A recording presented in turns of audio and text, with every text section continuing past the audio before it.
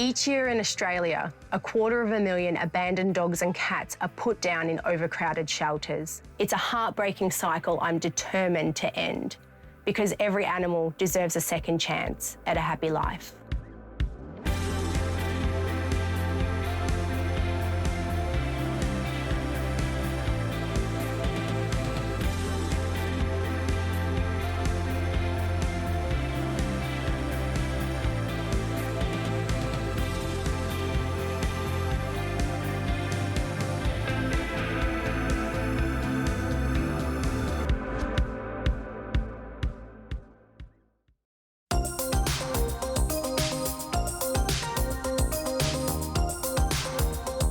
A large part of SCAR's mission is to find forever homes for animals in need. As shelter manager, it's Gemma's job to ensure the right animal ends up in the right place. People will lose their minds over this photo. Majority of what I do is matching animals to their new adopters, which is an amazing part of my job. Do you want to come and live at our house for a bit, young man? I like to think I'm a matchmaker. I love to do meet and greets. That's probably one of my favourite parts of the job. Are you playing now? But that job has its hazards. I am a huge sucker for a hard luck story. I fall in love with animals very quickly. Hi! And it's caused some overcrowding. Hi! I've got too many animals at home. We're at maximum capacity at home at the moment. They've all got one thing in common. All of my animals are old. They've all got medical conditions that old animals have. Which means regular visits to the vet. And today, it's the turn of these two. I'm just going to put a couple of little drops in. Nothing that's going to sting, but just might feel a bit weird. First up is Gemma's Cocker Spaniel, Oscar, who suddenly lost sight in his left eye 6 weeks ago due to an inflamed ulcer on his cornea, which may have been caused by some sort of blunt force trauma. It looked as though he had had a stroke of some kind. Both of his eyes were bloodshot red. I didn't know what was wrong with him. Super scary. I felt so helpless. He was rushed to an eye specialist and looked likely to lose his eye. But after treatment with anti-inflammatory medications, it seems to have stabilised. I need to turn that light on. Great, thank you. So you see how tiny that is now? Yeah. So making huge progress. Good. A lot less inflammation today, and his eye seems comfortable, so we're making some progress, which is great. We want a comfortable, low-maintenance eye, don't we? Yes. Okay, that's your goal. Kicking goals. Now it's 12-year-old Slab's turn. And, word of warning, it's a gory story. So I came home last week and there was just blood all over my floor, all up the walls. Had no idea what was going on. It was horrific. On further investigation, yeah, he's got this lump that's about this big. That I reckon he's been scratching me and he's broken it open. Today, turn your little bum that way for me, doll. Good boy. Good boy. All right. You're okay. Oh, yeah, that's a bit gross, Gem. Yeah, it's foul. It looks really bad. It's pretty gross, to be honest. I think that, unfortunately, I wouldn't recommend surgery on that. It's on the bottom of Slab's belly, so he's probably rubbing it when he's lying down and is becoming ulcerated and bleeding, and it will get infected and continue to do that. It's not a recommendation she makes lightly. For what may seem like a routine procedure for many dogs, will present huge challenges for Slab, who's on medication for severe anxiety. All right, let me just give everything else a wee check on. Yeah, the gums are nice and pink, eyes are looking good. But so far, Kylie's gentle bedside manner seems to be having a calming effect. Pretty good today. It's about the best listen I've had in your heart. Along with positive encouragement from Oscar. Yeah, it's not all about you. Good boy.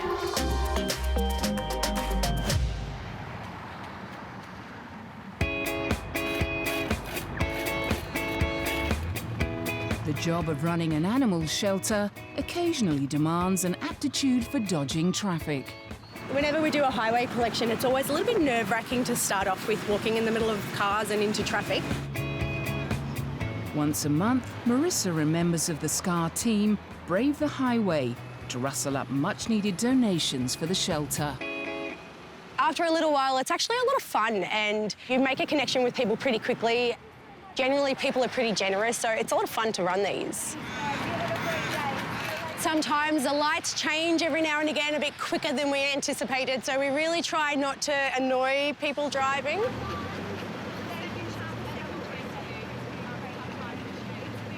Sometimes people throw money at us if they really want to donate and then we don't get there in time. Whatever, just donate, we really need the help. And extra help has arrived today in the form of SCAR ambassador Lara Shannon, who's enjoying her first highway collection. You know, you get some nice compliments, which is nice. You've been tooted a lot. People have tooted a lot at her. They've also opened up their wallets. That's all right, appreciate it. Every little bit helps. Thanks, guys. It's amazing. People give even in tough times. I've had a lot of people say that they know SCAR. Oh, that's good. And the work of SCAR. Thanks very much. Appreciate it. Oh, and that's a tough time. Thank you. It's good to be out here as well. It's good exercise. Yeah, you burn up your steps. I know, I should have worn one. But with only half an hour before they hand over to the second shift, how much cash have they actually made?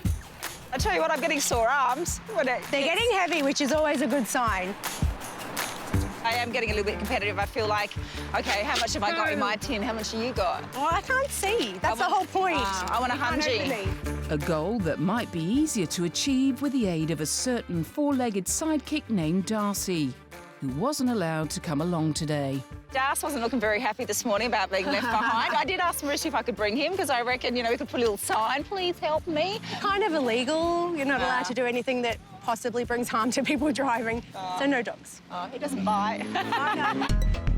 There's so many different safety regulations that we need to take into account. You need to be wearing high-vis vests. You can't be on your headphones when you're in the middle of traffic taking donations. If it starts to spit, you have to stop and you can't continue, even if it gets sunny again, because the water on the ground could make it slippery and it's more of a danger for cars to hit you. Oh, I just hit 10,000 steps. Yes. Ah. Ooh. Hello. Thank you so much. Very helpful. Thank you. Coming up, look who's back. Little baby teeth starting to come through. And Slab makes a splash. Oh my!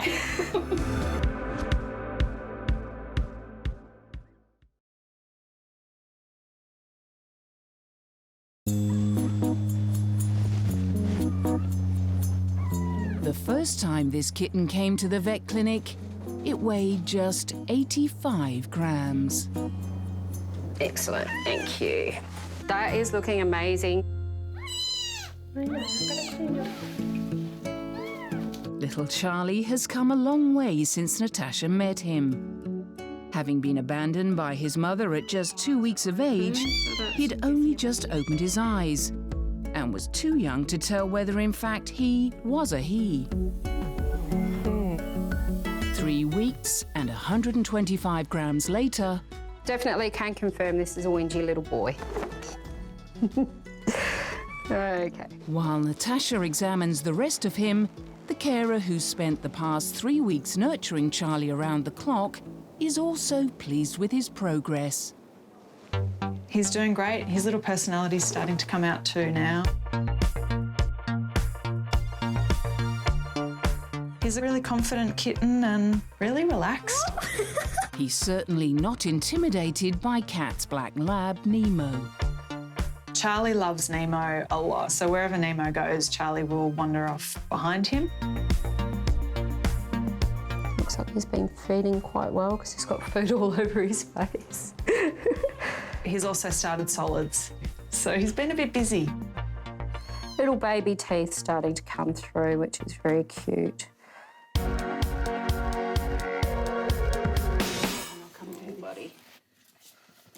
Oh, don't. Roll over. Oh, good boy. Well, good boy. Next door, Caitlin is giving Gemma's dog Slab some urgent first aid after an incident in the car park. We were just trying to get everything ready to put in the car, and Slab scraped the lump, which has bled absolutely everywhere. Slabby. The growth on his groin is scheduled to be removed in a few days' time, but it will need dressing until then. All right, hopefully that stays and he doesn't. Oh my! It looks a lot worse than it is. For all of his blood loss, Slab doesn't seem to be in any pain. It doesn't bother him at all. In fact, he seems remarkably relaxed. You are foul. The farting is a real regular occurrence. I don't know if it's like nervous farts or what it is that they're doing, but whenever we go to the vet, farts. Disgusting, honestly. Antibiotics? Oh, yes, that's for you to eat. Thank you. Thank you so much. Sorry about this mess. My animals are super embarrassing.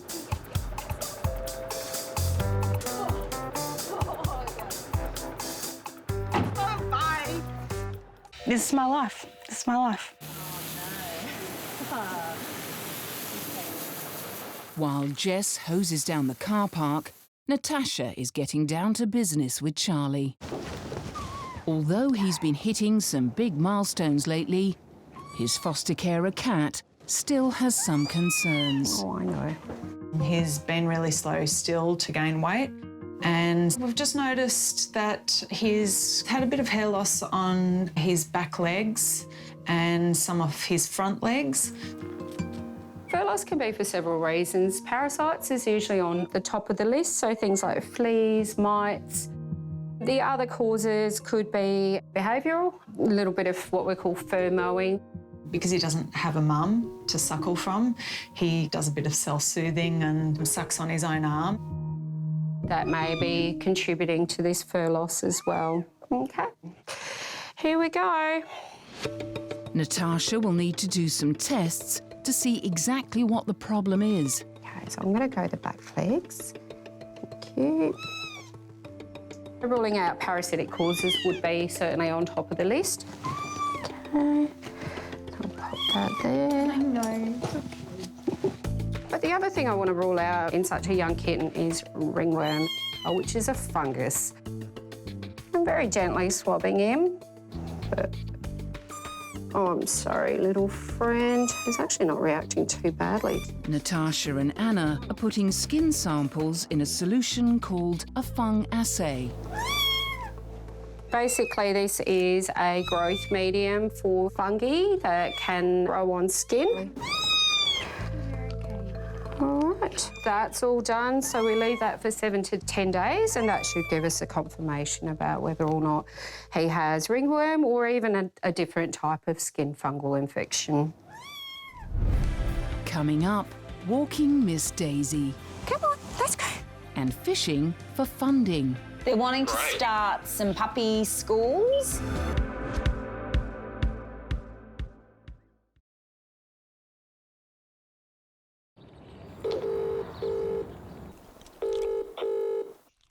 G'day, Lara. How are you? I'm good. How are you? Very well. What's happening? Just playing with the dogs, as usual. While she may be a novice at highway collecting, Scar ambassador and dog behaviourist Lara is an expert at wrangling sponsors. Anna mentioned that you were thinking about partnering with a rescue group. It just so happens I'm an ambassador for Second Chance Animal Rescue here in Melbourne. Great. Start some puppy school, which will be awesome. Obviously, getting in at that grassroots level is such an important thing. She's pitching the puppy school plan to Aaron from VitaPet. Yeah, that's fantastic. A company that specialises in producing pet training treats. You've been great in providing some product whenever I've, yelled out and asked for it for fundraising. Always here for you, Lara. However, it's going to take more than a bag of treats to build a new puppy school. Because we actually need a physical area for it. Right. We need to build an enclosure, obviously, that the puppies can't escape from, but also just a really nice environment for the training, and obviously fits in as well with your branding and guidelines of what you might be looking for to help people build that bond. She's made an enticing appeal. It sounds perfect for us, so thank you. Awesome, you're welcome. And clinched the deal. All right, well, thank you. I'll speak to you soon. I'll send you an email as follow-up. Okay, thanks, Lara. Thanks, Talk soon. thanks, Aaron.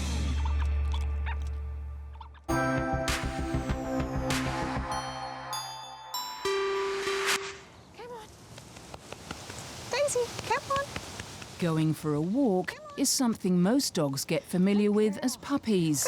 But for 8-year-old Daisy, it's a new experience.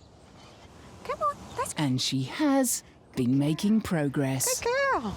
She's walked around the block on her own. That may not sound that impressive until we're reminded of what Daisy looked like just 2 weeks ago.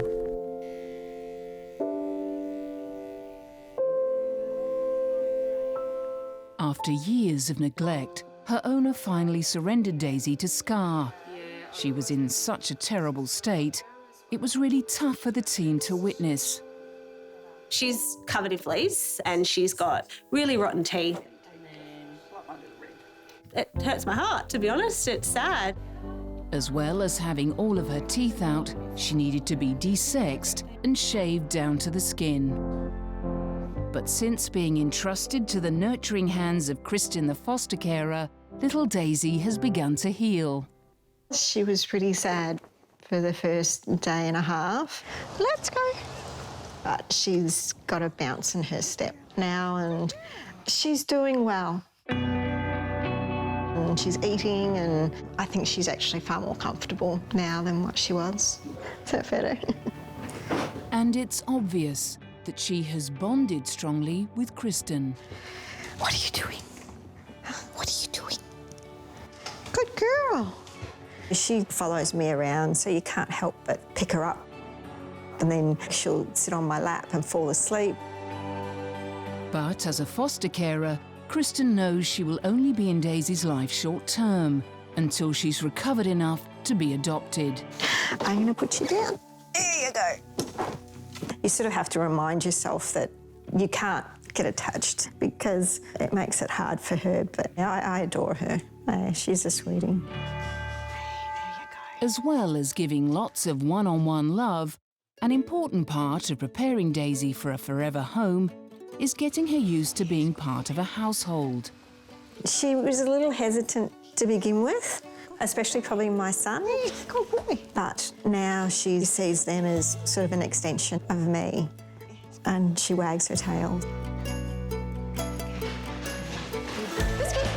She's even warming up to the most boisterous member of the family, Murphy, the Old English sheepdog. Murphy. Murphy's 37 kilos compared to her just under 5. Come here, biscuit.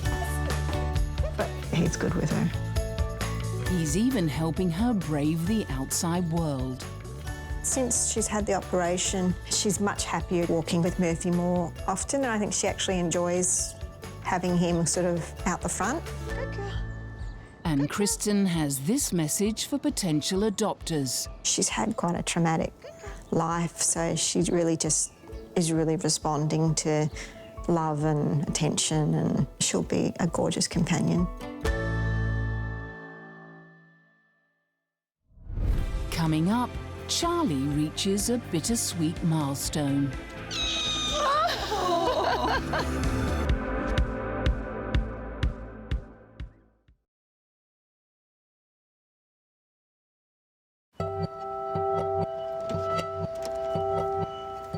It's been more than a month since foster carer Kat brought Charlie in to investigate the worrying hair loss on his legs.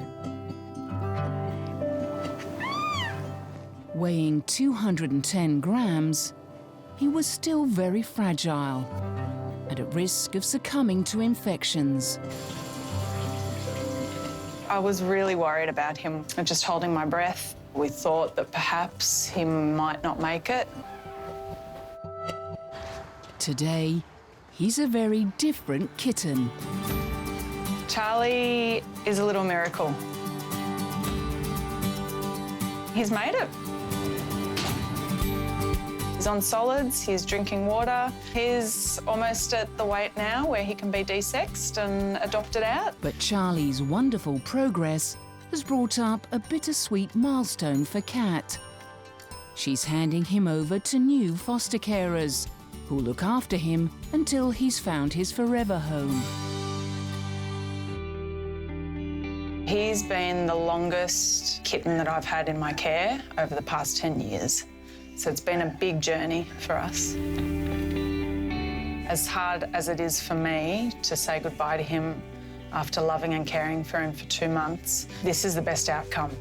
This is what's supposed to happen.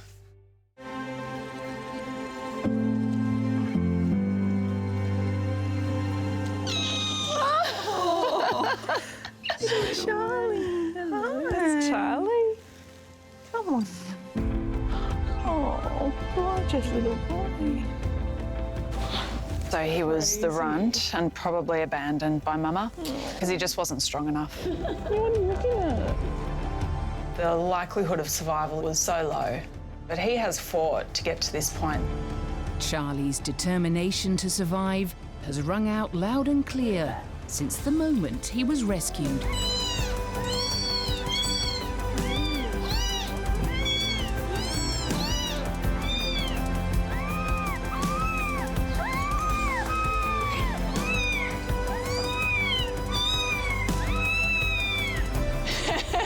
He's a beautiful kitten. Whoever adopts Charlie is going to be really lucky. He's gorgeous, he's fun, but he's really affectionate at the same time. He loves to have cuddles.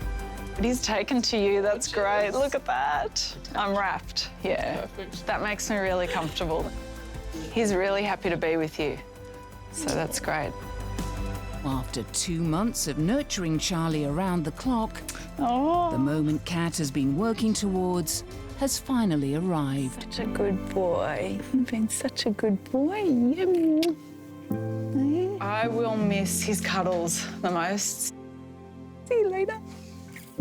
Thanks a lot. Thanks. I'll look after him. Thank you. He's been so entertaining. I said I wouldn't cry. It's always hard to say goodbye, but it's what's supposed to happen.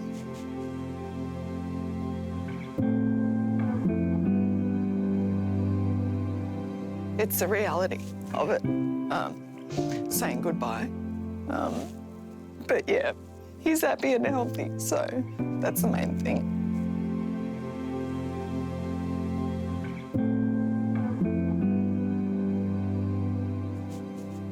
And we just wait for the next one.